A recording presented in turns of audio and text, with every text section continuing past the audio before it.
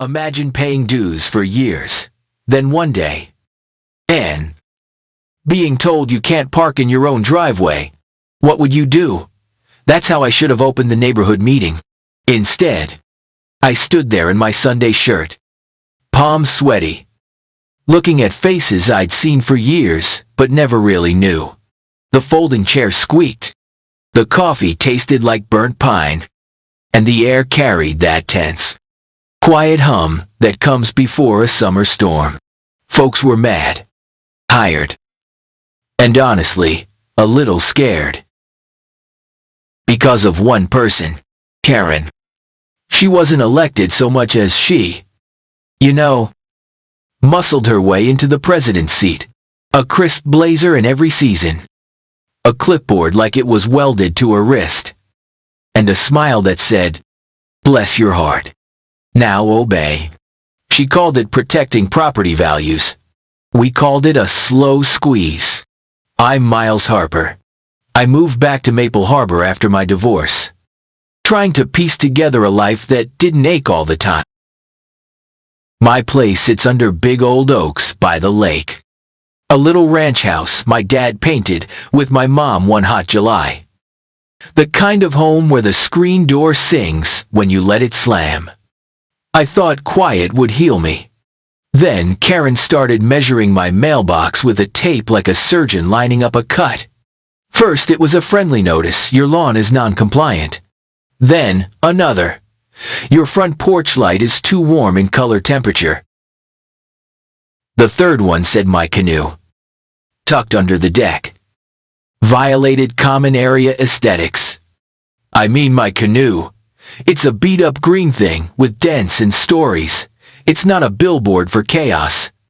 I paid the first fine, 'cause I was still raw from the divorce and didn't want trouble. That's how they get you. By the way, there's people who'll tell you to just keep your head down, but fines stack. Warnings become threats. A letter shows up saying a lien is possible if you do not comply. And suddenly a place you love feels borrowed. I told myself it was just Karen. Just one person with a clipboard and an empty calendar. Then I watched her go after Mr. Alvarez, next-door widower. Quiet. Hand feeds the birds every morning, like it's a prayer. He got a notice for unauthorized wildlife feeding. She fined him for wind chimes that projected unapproved tones. She actually wrote those words.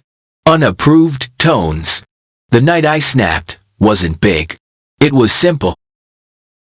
She showed up during supper, pushed past me without asking, and took photos of my living room because she saw a spider plant from the street and decided the pot color conflicted with our palette. "It's on the porch half the time," she said, as if that gave her a key to my life. "I need documentation. Get out," I said. My voice shook. She stared past me like I wasn't a person. Then the flash went off again.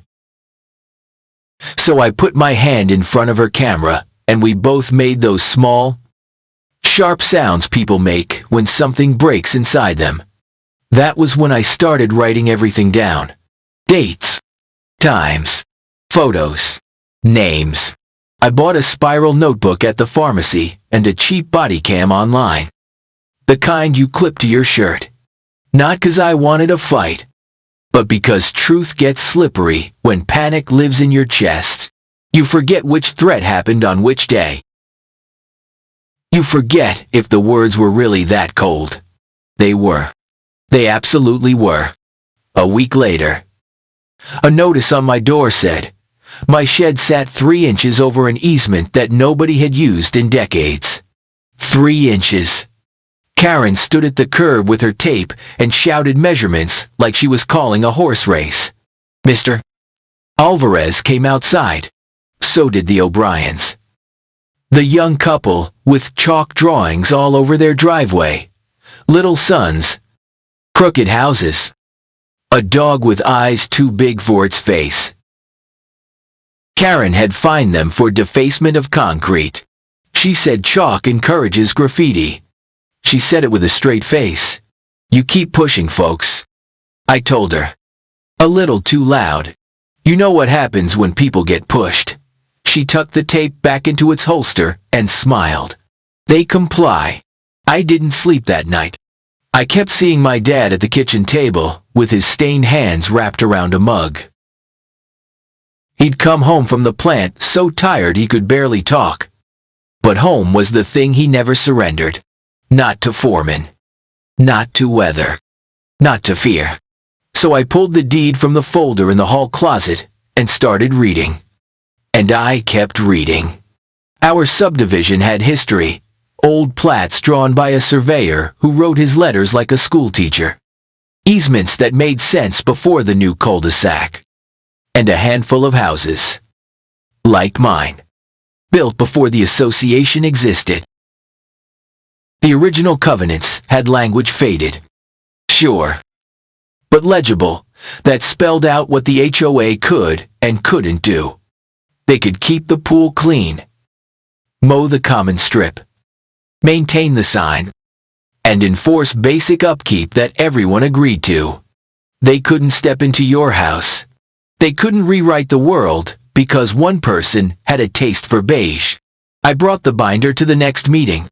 Karen had printed an agenda so dense it felt like a gust of paper. Public comment is limited to 2 minutes, she said. Make it 5. I said. We've got, more to say than a recipe. People laughed, soft, nervous. She squinted at me like I was a stain on a shirt she liked. 2 minutes, she repeated. So I talked fast. I held up the old covenants. I read the parts about consent, about architectural changes needing real notice, about fines requiring a vote. When I said vote, a few folks looked at each other like they just remembered we lived in a neighborhood and not a kingdom. Karen waited. She was good at that. The waiting. Then she said, voice flat. Those provisions were superseded by the new rules adopted last year. What new rules, mister? Alvarez asked. Barely above a whisper. The ones we mailed. Karen said. No one got those. The O'Briens said together. We would've. The husband stopped. The wife's hand on his arm. Karen clicked her pen. If you failed to read your mail, that is not the board's problem. I felt the room tilt. Adopting new covenants requires obey. A supermajority. I said. 2/3 of homeowners. In writing? Recorded. I tapped the binder.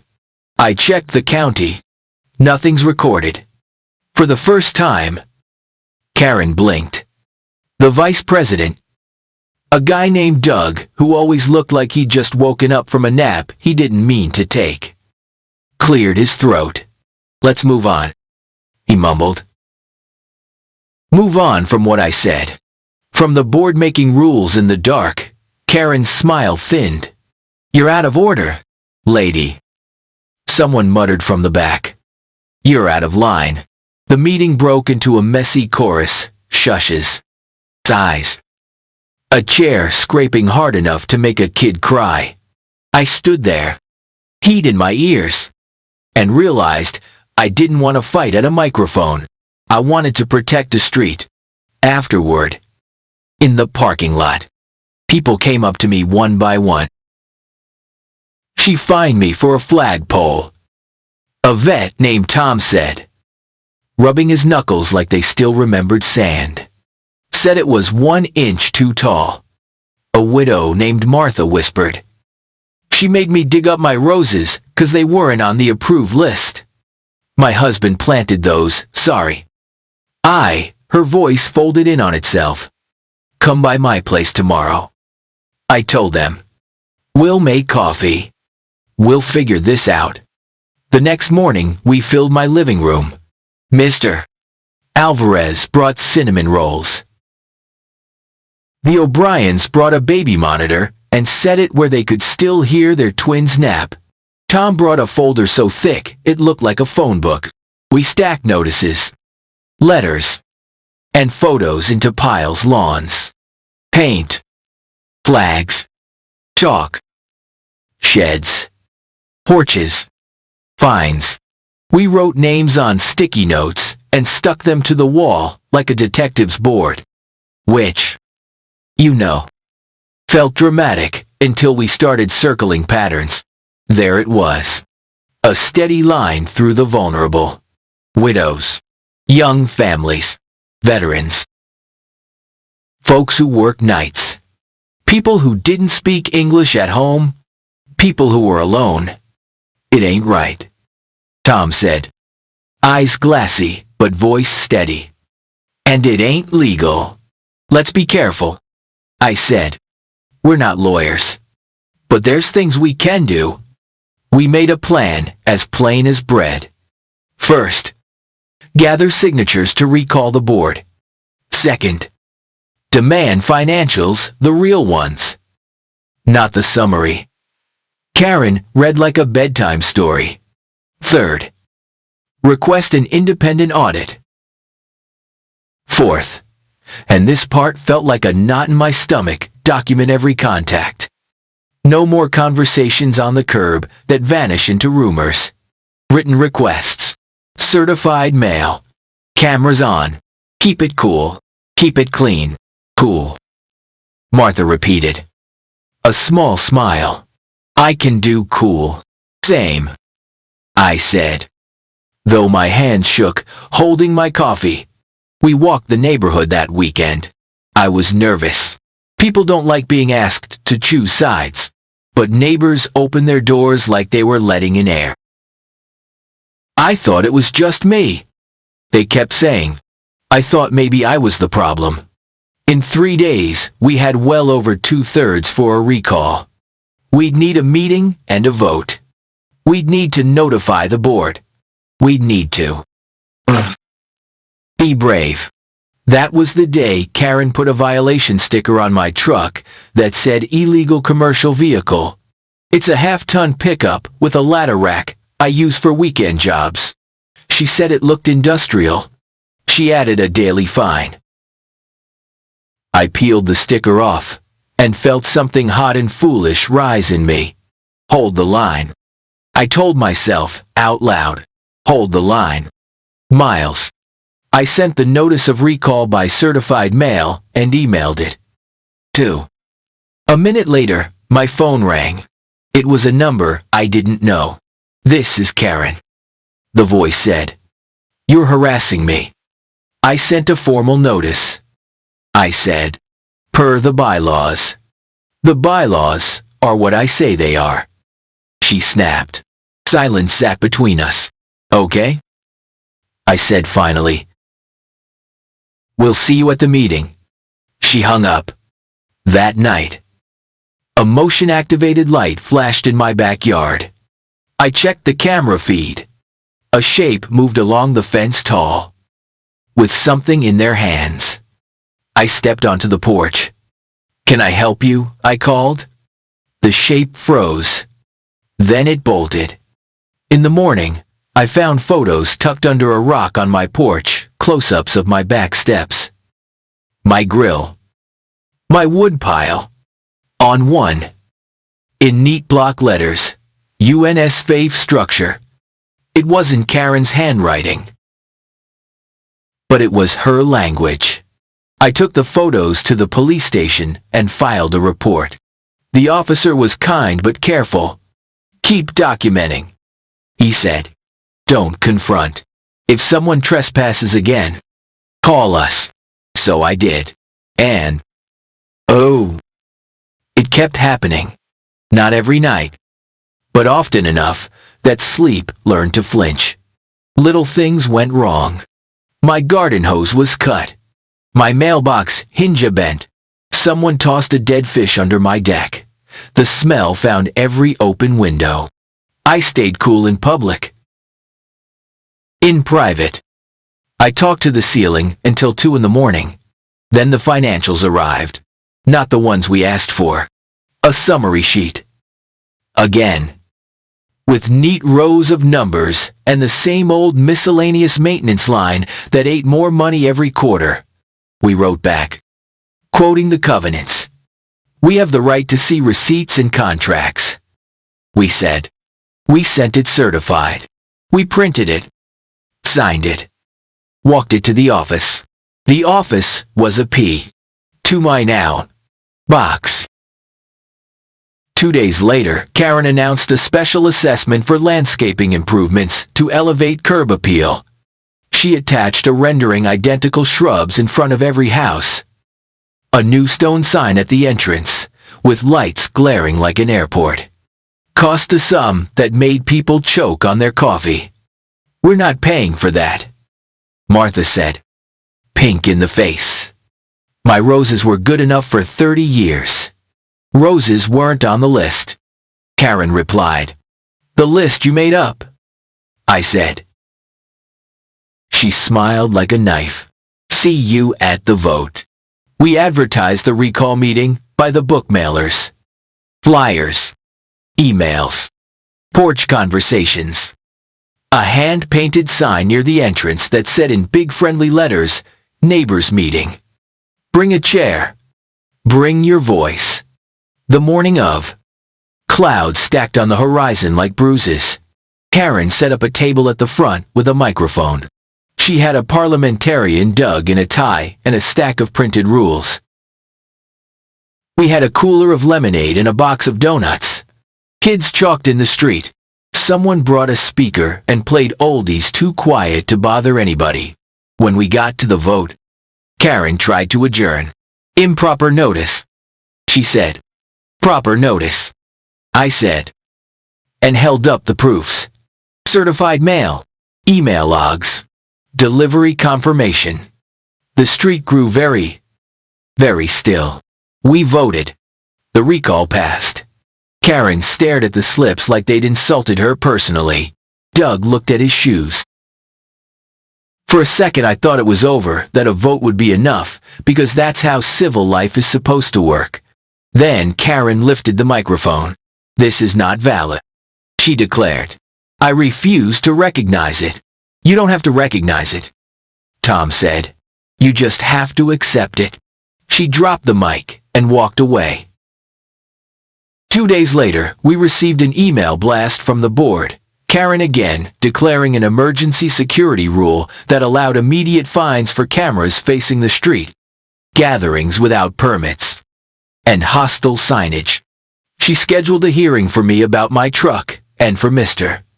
Alvarez about seed spillage attracting vermin. Hold the line, I told myself. Then I called an attorney. Her name was Lila Santos. Small, sharp, with eyes like she could see the bones of an argument before it put on its skin. I'm not here to burn it down, I told her. Hands up. We just want normal. Normal, she said. Scribbling. Define. Rules we actually agreed to. Money that goes where it's supposed to. People treated like adults. She nodded. Okay. First, documents. I'll request the full ledger. Vendor contracts. Officer compensation, if any. And insurance policies. Second, injunctive relief, if they keep enforcing unapproved rules. Third, we prep for a forensic audit. That sounds big, I said. It is and it isn't, she replied. Most of this is, frankly, sunlight. The request letters went out. Karen wrote back that our questions were harassing in nature. Lila sent the statute with the parts highlighted that said we were entitled to the records. Karen sent 3 invoices copies. No details paid to Harbor Management Group, a company none of us had heard of. Lila searched. Registered to a P09 box, she said. No website. Tom leaned over her laptop. Run the owner name. We did. It came back to Karen's cousin. Careful. Lila said. Voice even. We observe. We do not accuse until the proof is the proof. Meanwhile, the hearings. I showed up in a clean shirt. Printed photos of my perfectly normal truck. Copies of the old covenants. And the recall results. Karen sat at the head of the table like a judge in a tiny court that existed only because she insisted it did. Your vehicle presents an industrial appearance, incompatible with neighborhood harmony. She read. Neighborhood harmony, I said. My truck takes kids' bikes to repairs, and old furniture to the dump for neighbors who ask. That seems pretty. You know. Harmonious. She fined me anyway daily. Retroactive to the sticker date. Mr. Alvarez's hearing lasted 2 minutes. No feeding. Karen said. He asked if he could keep one feeder if he swept the porch every night. She said no. She smiled when she said it. Lila filed for a temporary restraining order to stop the new enforcement until a judge could hear the recall dispute. The court date came faster than I expected. The judge was a woman with silver hair and a voice that did not waste time. Lila spoke in plain sentences. Bless her. The judge asked for documents. Karen provided glossy copies of the new rules and a stack of violation photos. Many taken through windows. The judge's eyebrows went up. How did you obtain these interior shots? She asked. Karen's mouth opened and closed. From the street, she said. With what binoculars? The judge asked. Silence. The judge granted the restraining order. The room exhaled. On the way out, Karen hissed. Enjoy your little win. I'll enjoy my porch, I said. And the birds. Then the ledger arrived. Not all of it, but enough to see the bones through the skin, like Lila said. Payments to Harbor Management Group, so regular they could have been a heartbeat. Odd purchases, pressure washers rented for a weekend and billed as beautification. Consulting fees with no names, and a charge to a garden center for replacement of non-compliant flora. Roses, Martha whispered. We kept it careful. Lila sent another notice for full records. Karen replied with a threat to sue us personally for defamation and interference. Lila wrote back with a letter that was basically a calm shrug in legalese. She's good. Meanwhile, the little trespasses turned into bigger ones. A board member we barely knew knocked on my door at 9 in the evening, demanding to inspect my fence post. I said no. He tried to step around me. The body cam caught it all, his hand on my shoulder. Me saying, "Do not enter." Him saying, "Board authority." Like it was a magic spell. I sent the video to Lila and to the police. The officer who came by watched and said, "Miles, you're doing it right. Keep it cool." Neighbors started dropping by to tell me their stories, in whispers like the trees could overhear. A teenager said someone offered him cash to dump oil near Tom's yard. A mail carrier mentioned envelopes that looked like notices but weren't postmarked. They'd been hand-delivered to mailboxes. Which is, well, not allowed. We didn't post about any of it online. No rants. Just notes. Dates. Names. Then, a small thing cracked the big thing wide open. Martha, who keeps everything, found an old welcome packet from when her husband was alive. Inside was a list of vendors and a letter from the first board chair, explaining dues and budgets in words that didn't sound like a contract. Harbor Management Group wasn't on it, because it didn't exist yet. But the landscaper was the real one. A family company that had trimmed our entrances for years. Martha called the number. "We haven't had your account in 2 seasons. The owner said. "You all switched to a different company. We checked the entrances that week. The edges were ragged." The sprinklers sputtered.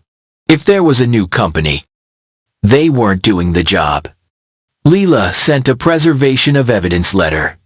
Karen sent back a one-line email. All further communication must go through our counsel. Good, Lila said, and smiled like a person who sees dawn before the rest of us. The night before the audit firm came, to the extent we could cajole one, without full board approval, someone cut the power to my security camera. The body cam caught a shadow but not a face. I stood in the yard with a flashlight and felt the old urge to shout. Instead, I took a breath and said to the dark, "We don't scare that easy." The audit team didn't get everything they needed, board consent, but they got enough to raise questions you could drive a truck through. Duplicate invoice, missing receipts, a pattern of emergency authorizations signed by Karen alone. We scheduled another meeting, this one at the church hall. Bigger room, real coffee. Folks came early. They brought cookies, kids, folding chairs, hope. Karen arrived late with a lawyer in a navy suit. He introduced himself to me as if we were about to play chess. The meeting was civil until it wasn't. Lila asked the lawyer for vendor contracts. He said they were proprietary. She said homeowners paid the bills and had a right to see them. He said we were creating a hostile environment. Someone in the back said, "Try living under one." The room hummed. Karen finally spoke. "You people don't understand what it takes to run a community," she said. Each word clipped. "You want pretty lawns and safe streets, but you won't do what it takes. What it takes," Tom said, "is honesty." I stood up, knees a little loose. "We're not the enemy," I said. "We're the street. We shovel each other's driveways. We watch each other's kids. We bring soup. We can disagree on paint colors, I don't care. But you can't treat us like tenants in our own lives." For a heartbeat, the room felt like a seesaw, balanced on a single breath. Then Martha, quiet Martha, stepped to the mic. "My husband planted those roses the summer before he got sick," she said. "Karen made me dig them up. Said the variety wasn't approved. I did it because I was afraid of more fines. I wish I hadn't. I wish someone had stood with me that day." She looked at me. We're standing now. Applause rolled through the hall like warm rain. Karen's lawyer leaned in and whispered. She nodded, lips white. "We're adjourning," she announced. "No," Lila said. "We're voting."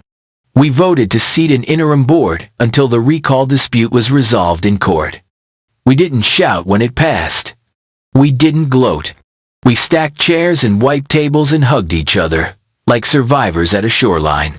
2 mornings later, subpoenas went out. The judge wanted records. The bank sent statements. The statements told a story. Numbers always tell when you listen. Money in, money out. The path between. Harbor Management Group took a fat cut every month. Another company, Karen's cousin, again billed for security consulting. A hardware store receipt included a Ring camera that was never installed at the pool. It was installed on Karen's garage.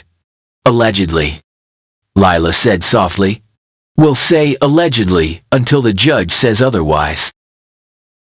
Karen's lawyer filed a motion to dismiss the recall and to sanction us for abuse of process.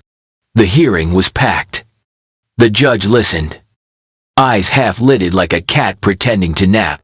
Then she denied the motion and ordered a full accounting within 30 days. 30 days. Karen muttered in the hallway, just loud enough for me to hear. You people don't know who you're messing with. I smiled, tired down to the bone. Neighbors, I said. We're messing with neighbors. In the weeks that followed, the street changed. Kids chalked again, bright suns. crooked houses. A dog still with eyes too big for its face. Mr. Alvarez put up one feeder and swept every night, smiling like a man who remembers how to breathe. Tom fixed a fence post for a single mom at the corner. Martha brought cuttings from a friend's rosebush and planted them where the old ones had been. We watered them together at dusk while the sky did that soft pink thing and the bats came out. I wish I could say Karen softened. She didn't. She doubled down, sent more notices, called the city on us for unauthorized gathering, reported Tom for a service flag that projected militant messaging. The city inspector came, took one look, and shook his head. Looks like a neighborhood to me, he said. Then one evening, as I was cleaning the grill, a car rolled slow past my house and stopped. Karen got out, stood on the curb, and stared at the place, like she was reading a plaque about something that used to matter. You think you won, she said. I think we're, trying to be decent, I replied. You humiliated me, she said, in front of everyone. I set the brush down. No, I said. We asked for the truth. You could have given it. She laughed once. A hard little sound. People are sheep, she said. They need a shepherd. Then be a good one, I said, softer than I felt.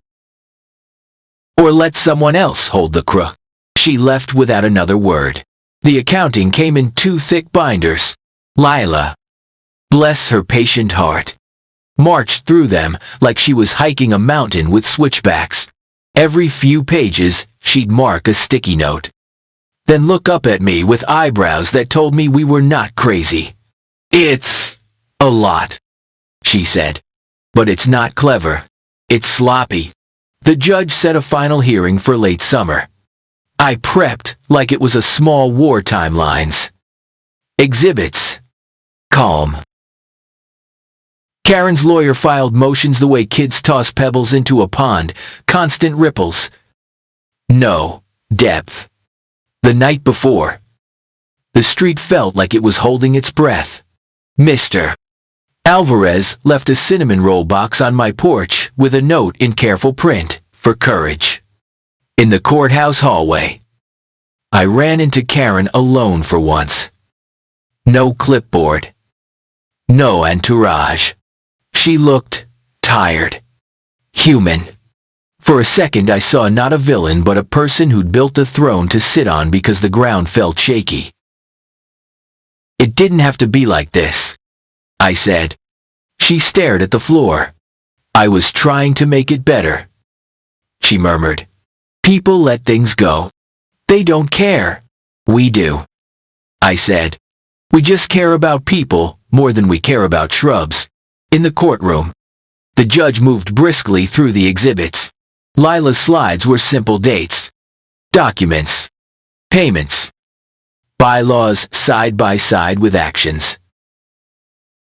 Karen's lawyer tried to argue that the recall was invalid because our flyers weren't folded a certain way per an internal rule.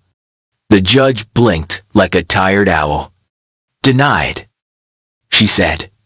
When Lila showed the payments to Harbor Management Group and the Cousins Company, the judge's pen stopped moving. Who approved these emergency authorizations? The lawyer said. How many emergencies can a neighborhood have? The judge asked. Dry as dust. He didn't have a good answer. The order came 2 weeks later. The court recognized the recall, appointed the interim board for a year while we held a proper election, required a third-party management firm selected by homeowner vote, barred enforcement of any rule not properly adopted, and referred the financial irregularities to the appropriate authorities. The judge's last line read, plain as a fence post. A homeowners association exists to serve homeowners, not to rule them. The street threw a potluck on a Saturday that smelled like cut grass and burgers. Kids drew a banner in chalk across the whole width. "We live here." Somebody brought a speaker and, for once, the music wasn't turned down. Martha's New Roses opened like little flags. Tom grilled and told bad jokes. Mr. Alvarez fed the birds, and the birds, bless them, ignored all the paperwork humans make. I found Karen standing alone by the entrance sign, looking at the spotlights that used to glare like headlights and now glowed soft and low. "There's a seat on the new committee if you want it," I said. "Landscape. You know plants." She looked at me, suspicion and something like relief fighting in her eyes. "Why would you offer me that?" "Because this is home," I said, and my voice cracked a bit. "And people should get to come back from their worst days." She didn't answer. She walked to her car and sat with the door open, watching neighbors laugh. Then she drove away. The interim board met in my living room the next week. We didn't dress up. We didn't print agendas the size of a phone book. We passed around a box of cookies, opened a window, and wrote a new plan on a big sheet of paper with a kid's marker. Fix the sprinklers. Renegotiate the trash contract. Pick shrubs that don't stab you. Schedule a fall cleanup. Set quiet hours that are reasonable. And, big letters, transparency. We posted minutes online and on the bulletin board at the mailboxes, the way the old welcome packet promised. We set office hours that were, you know, hours, not mysteries. We returned calls even when the answer was no. It's amazing what a street can do when it remembers it's a street. On a quiet evening at summer's end, I sat on my porch with a glass of tea and listened to kids chase each other with a kind of joy that makes your ribcage feel like it's got sunlight inside it. The screen door sang, the oaks whispered, and the lake sent the softest breath through the yards. Heh. Tom called from the sidewalk, hand raised. "You coming to the cleanup Saturday? Wouldn't miss it," I said. He grinned. "I'll bring the bad jokes." "Please don't," I replied. And we both laughed. Because sometimes a street wins in big ways, court orders, new boards, and sometimes it wins in small ways. Like inside jokes and roses, reborn. If you've got a Karen where you live, if you've got fines for chalk or a tape measure at your door, don't, in French, don't let it hollow you out. Gather your people. Read the papers. Keep it calm. Keep it kind. Document everything. Ask for the vote. And when the storm breaks, 'cause it will, remember to plant something. It helps. So tell me, what would you do here? Anyone else had a HOA pull this kind of nonsense on you? Drop your story below. Somebody on a street like ours might need your courage tonight.